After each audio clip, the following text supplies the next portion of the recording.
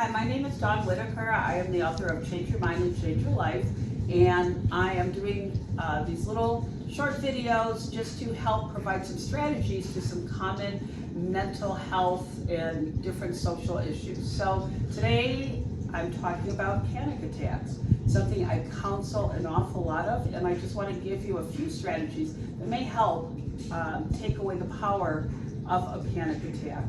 So I think that's a very important thing.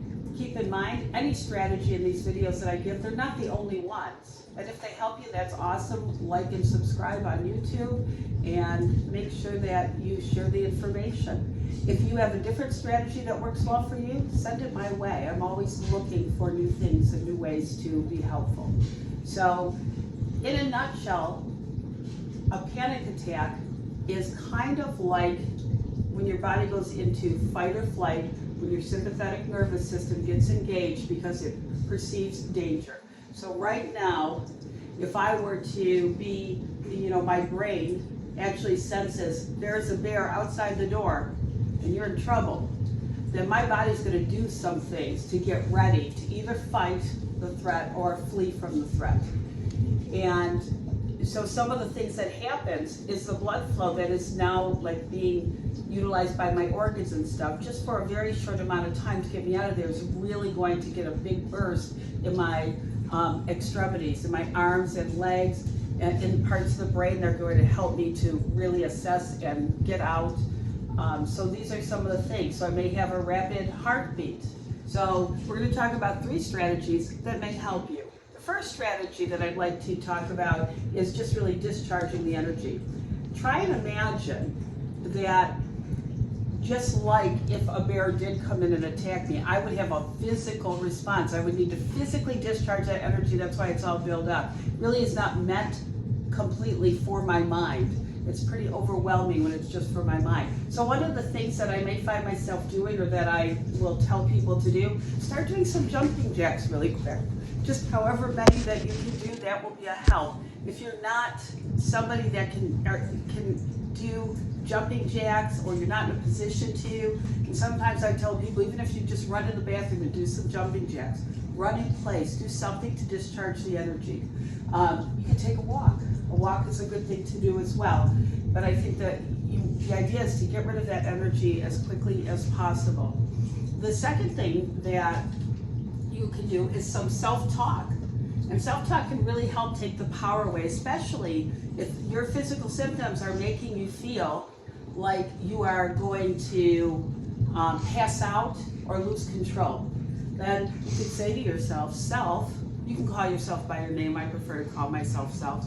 Self, I'm not going to pass out, because when I'm having a panic attack, my blood pressure goes up. And when your blood pressure's up, you're not likely to pass out. You're not going to be passing out. Or self, you're not going to lose control. You've had a number of these and you did not lose control. You were able to stay in control. You were just very afraid. And so you just start talking to yourself and presenting evidence that you're going to be okay on the other side of this and during this.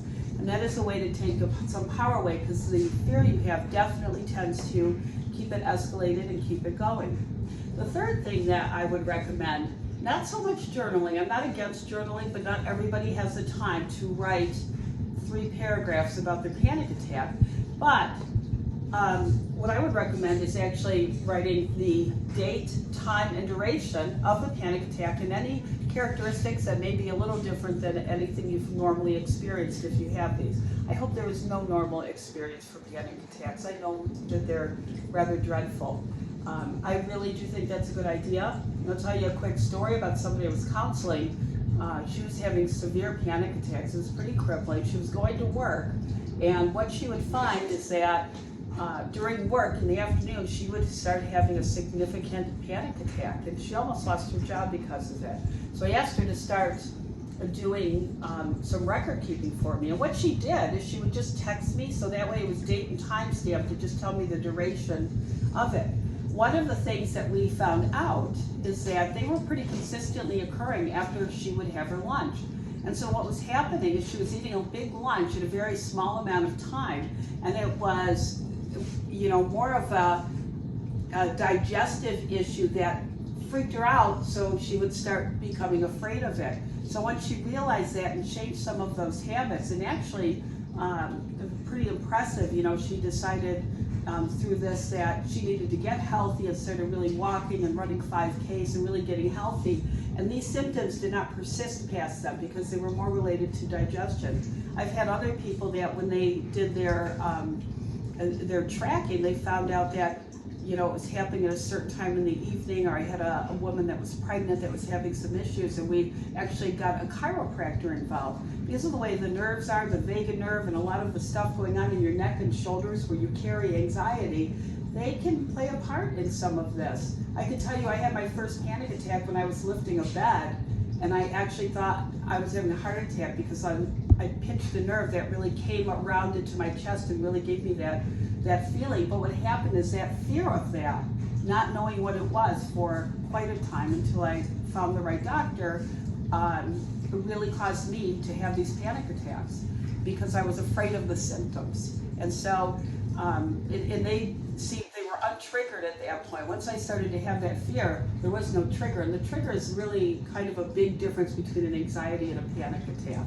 So sometimes just writing down and looking for patterns may actually help you to identify, maybe I should go see this specialist, or maybe I should change the way I'm doing something. It may have a bearing on it. So now I know if I start having those symptoms that I need to go see my chiropractor, and that has really been a help for well over 10 years. So anyway, those are my three